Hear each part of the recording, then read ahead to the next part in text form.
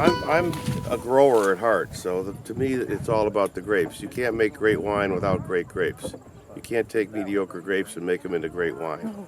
So everything starts in the vineyard. Even the winemakers will tell you that, and that's what really turns me on the most, is connecting with these vines and being out here in the winter when it's snowing and blowing and you're up to your knees in snow. And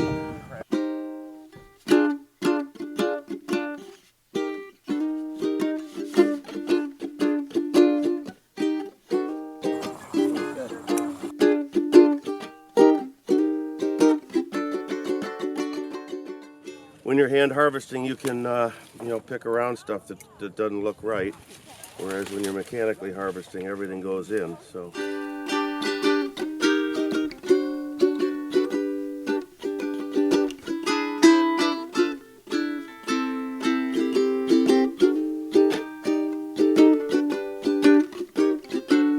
had my aha moment where I just was standing there on a day like today, working in the vineyard, listening to people laughing and talking and even singing on occasion, and trying to get all the grapes, not miss any. And I just said, you know what?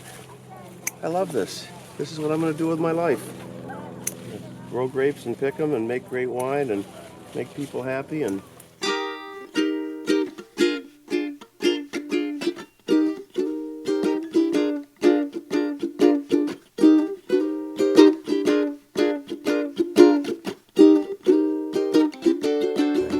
planted our vineyard in '72 and started the winery in '77 when they started shipping in California grapes.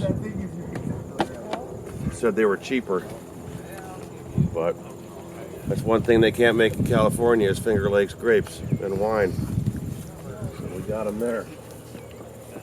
Guess we're heading over to another row.